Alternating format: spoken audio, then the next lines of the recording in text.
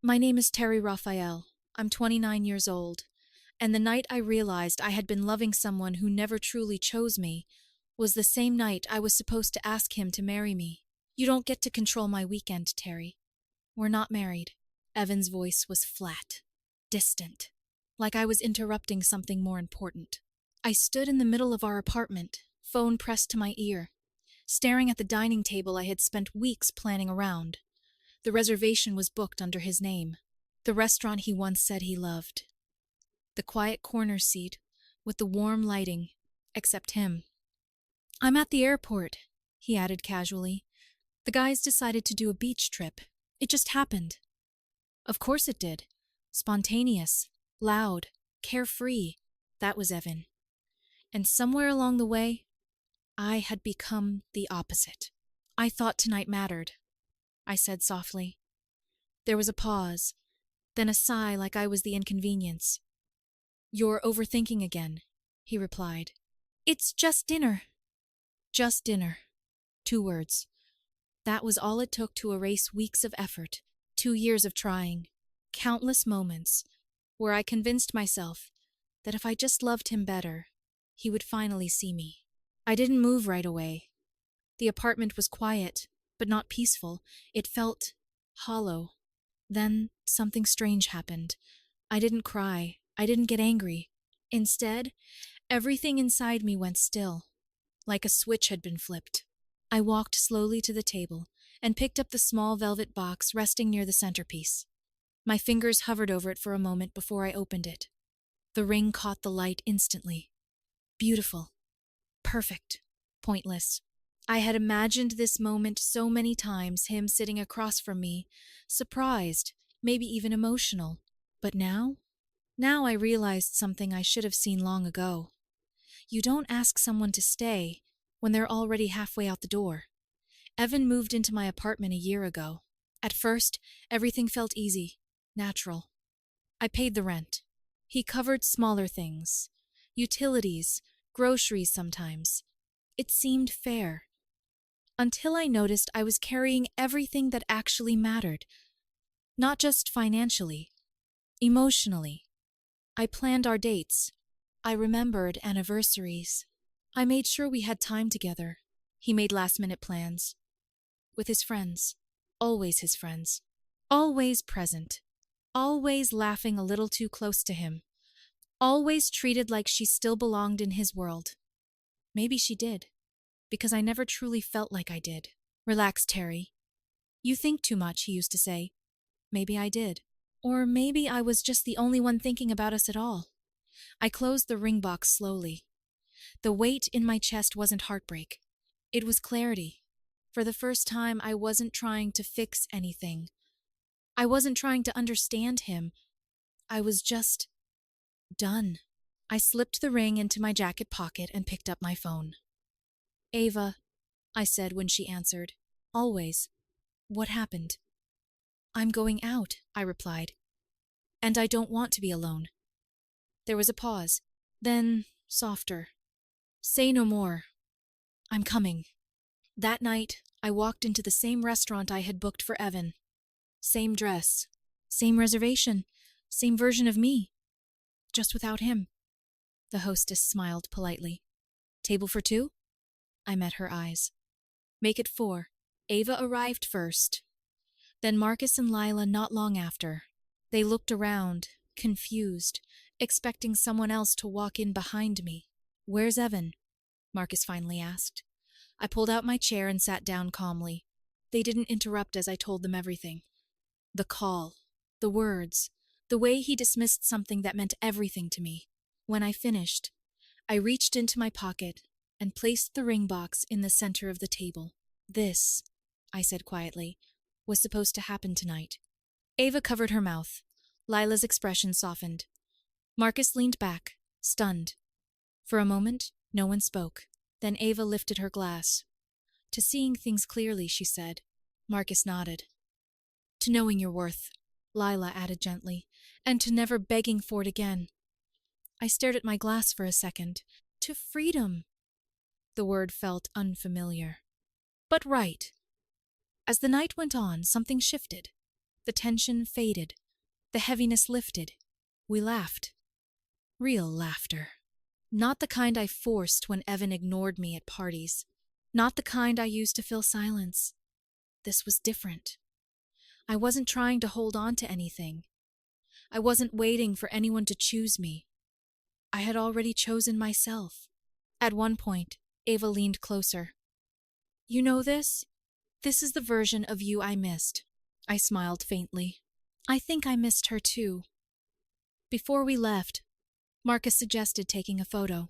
For a split second, I thought about how this night was supposed to go. Then I let that version disappear. Because this one was real. When I got home, the apartment was quiet, but for the first time in months, it didn't feel lonely. It felt like mine again.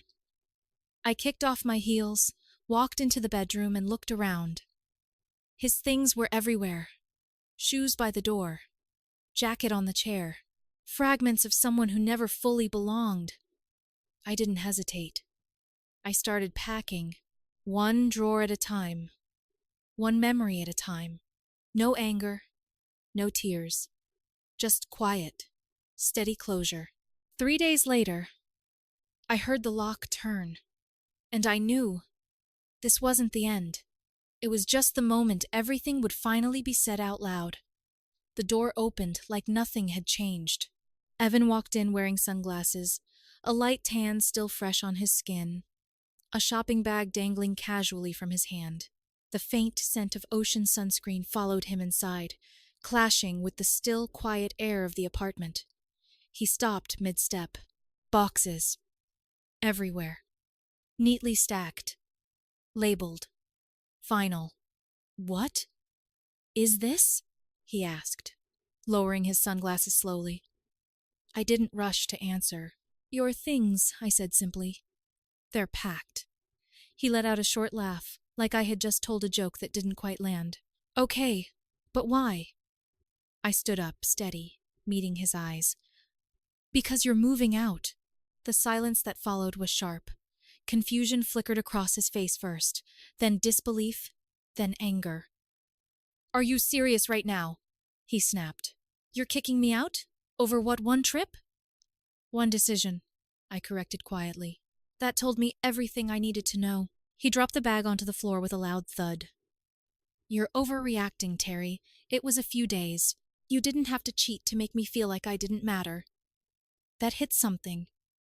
He started pacing, running a hand through his hair. I told you it was spontaneous. Why are you making this such a big deal? Because it wasn't just about the trip, I said. It's about every time I planned something and you canceled. Every time I tried to make this relationship mean something, and you treated it like an option. He scoffed. So now you're rewriting everything? That's what this is? I didn't raise my voice. No, I said, like he realized I wasn't going to bend this time. I stepped forward and gently nudged one of the boxes closer to him. Your clothes are sorted. Shoes are in the smaller boxes. I didn't throw anything away. The calmness in my tone unsettled him more than anger ever could. You're unbelievable, he muttered. I go away for a weekend and come back to this? Are you even hearing yourself? I asked softly. He opened his mouth, but nothing came out. Instead, frustration took over. He turned, pacing again, faster this time. So what? That's it? 2 years and you just end it like this? I paused. No, I said. You ended it. I just accepted it. That's when it happened. As I bent down to adjust one of the boxes, something slipped from my jacket pocket. A soft click as it hit the floor. Evan froze. His eyes dropped to the small velvet box. For a moment, neither of us moved. Then he stepped forward slowly, like he wasn't sure what he was looking at. What is that? He asked, his voice quieter now. I didn't answer. I didn't need to. He picked it up, opened it, and everything changed. The anger disappeared first, then the defensiveness, then the arrogance, all of it gone. Terry, what is this? Silence stretched between us. You were going to... His voice cracked slightly. You were going to propose to me? I held his gaze and said nothing. That was enough. His entire posture shifted. The tension in his shoulders dropped. His eyes searched my face like he was trying to rewind time. "Terry, I didn't know," he said quickly, stepping closer. "If I had known—" "You did know something mattered." I cut in, my voice calm but firm. "You just didn't care enough to ask." He shook his head immediately. "No, that's not fair." His lips parted, but no argument came this time, because he knew. "I messed up," he said finally, softer now. "Okay, I was stupid, but this doesn't have to end like this." He reached for my hand. "Let's just talk. We can fix this." For a second, a very brief second, I felt something. Not hope, not love, just familiarity. The version of him I used to believe in. But then the memories came rushing back. The cancelled plans, the dismissive tone, the way he made me feel like I was always asking for too much, when I was really just asking for the bare minimum. I pulled my hand away. His face fell. "No?" he repeated, like the word didn't make sense. "I already fixed it," I continued quietly. He frowned. "What do you mean?" "The dinner still happened," I said. "Just not with you." Confusion flickered again. "What are you talking about?" "I went," I said. "Same restaurant, same reservation." His eyes widened slightly. "With Ava, Marcus, Lila." I held his gaze. "We called it a celebration. A beat. Of freedom." That's when something snapped. The regret in his expression hardened into something sharper. "You're unbelievable," he said, his voice rising. "I turned it into closure." "You humiliated me," he shot back. "Do you even realize how this looks?" I tilted my head slightly. "You weren't there," I said. "So who exactly was humiliated?" That hit deeper than anything else. He stood there, breathing unevenly, caught between anger and something dangerously close to guilt. Then the anger won. "You're going to regret this," he said coldly. "People are going to see what kind of person you really are." I didn't react. Didn't argue. Didn't defend myself. I just pointed toward the door, like he was waiting for hesitation, for emotion, for anything that meant I might still care enough to stop him. But I didn't. Finally, he grabbed one of the boxes, wiped his face roughly, and walked toward the door. Just before leaving, he paused. For a second, I thought he might say something real, something honest, but instead he just shook his head and walked out. The door closed behind him with a quiet click. And just like that, 2 years ended. A week passed. I thought it was over. I thought silence would follow. But I underestimated one thing. Evan didn't just leave, and this time, he made sure the whole world was watching. A week after Evan left, my phone started buzzing before I was even fully awake. At first I ignored it. Then it didn't stop. Messages. Missed calls. Notifications stacking on top of each other like something urgent had happened. I reached for my phone, still half asleep, and then I saw it. A post from Evan. My stomach tightened as I opened it. "I never thought I'd have to share something like this," it began. "I just found out my girlfriend was planning to propose to me. And instead of talking to me, she threw me out of her apartment and celebrated it with her friends like it was some kind of victory." Attached were photos. The ring box. The dinner. Me. Smiling. For a moment, I just stared at the screen. Hundreds of likes. Dozens of comments already pouring in. "This is messed up. She sounds toxic." "You dodged a bullet, man." Each word hit like a dull echo, but strangely. It didn't hurt the way I expected. Because for the first time, I wasn't questioning myself. I knew exactly what happened. And more importantly, I knew who I was. My phone rang. "Ava," I answered. "Tell me you've seen it," she said immediately, her voice sharp with anger. I have, I replied calmly. This is insane, Terry. People actually believe this. I walked slowly to the window, watching the quiet street below. Let them, I said. There was a pause. You're not going to respond? No. Why not? I exhaled softly. Because the truth doesn't need to shout. That didn't stop her, or the others. By afternoon, Marcus called. He really posted that? He asked, disbelief heavy in his voice. Yeah. You want me to say something? No, I said, it'll pass. But it didn't. Not right away. By evening, the story had spread further. Mutual friends, old classmates, and still, I stayed silent. Not because I was weak, but because I was done performing. For years I had been the one explaining, defending, justifying him. I wasn't doing that anymore. But Ava didn't share that philosophy. That night, she posted a single story.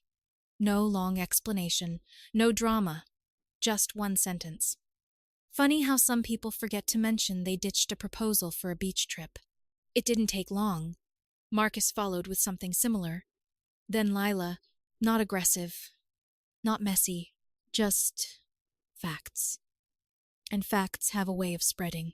Wait, what actually happened? Did you leave her that night? Why didn't you mention the trip? Questions turned into doubts. Doubts turned into cracks. And then, the truth started slipping through. Screenshots surfaced. Messages he had sent. The call he made. Even a comment from one of the restaurant staff who remembered the night. She was there with friends, they wrote. Didn't look like someone celebrating hurting someone. Looked like someone letting go. That one stayed with me. Letting go. Not revenge. Not victory. Just release. Then something I didn't expect happened. She's one of the kindest people in this building, one wrote. Always respectful. Always quiet. Doesn't match what you're saying. Another added, if anything, she carried that relationship. I didn't ask for any of it, but it happened anyway. Because truth, when it's real, doesn't need strategy. It finds its way out. By the next morning, Evan's post was gone. No apology, no explanation, just erased. A few days later, my phone lit up again. A message. From him. I didn't mean for it to go that far. Can we talk? I stared at it for a long time. Long enough to realize I didn't need them anymore. I deleted the message. No reply. No closure conversation. Because closure doesn't come from them. It comes from you, deciding it's over. A week later, I went back to the jewelry store. The same one where I had spent hours choosing that ring. The sales associate recognized me immediately. Did everything go well? She asked with a warm smile. I held the box in my hands for a second before answering. It ended exactly the way it was supposed to. She didn't ask more. She didn't need to. When I walked out of that store, something lifted, but the weight of everything it represented. The apartment felt different after that. Quieter, cleaner, honest. The first few nights alone were unfamiliar, then peaceful, then mine.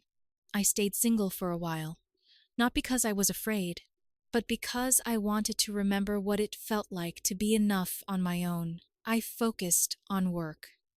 Spent more time with people who actually showed up, started rebuilding a life that didn't revolve around someone else's attention. And somewhere along the way, I met him. His name was Noah. It wasn't dramatic. No grand entrance. He listened. Really listened. Didn't interrupt. Didn't disappear mid-conversation. Didn't make me feel like I had to compete with the world just to be noticed. With him, things didn't feel intense. They felt steady, safe, real. And for the first time, I understood something important. Love isn't supposed to feel like a fight you're constantly losing. Months passed, and when things became serious, I found myself thinking about that moment again, the one I never got to have. But this time, it was different. I didn't rush. I didn't plan something perfect. One evening, Noah took my hand as we walked home and stopped under the soft glow of a streetlight. I don't want complicated, he said quietly. I just want something honest. With you. Then he reached into his pocket. A ring. Different from the last one. Different meaning. Different story. This isn't about fixing anything, he continued. It's about choosing you. Every day. My chest tightened, but not from fear. From certainty. I smiled and said yes. Later that night, as I sat in my apartment, the same one, where everything had once fallen apart, I realized something. It taught me the one thing I needed to learn. Never stay where you have to beg to be valued. Because the right person, they won't make you question your place in their life. They'll make it clear. You belong there. And this time, I finally believed it.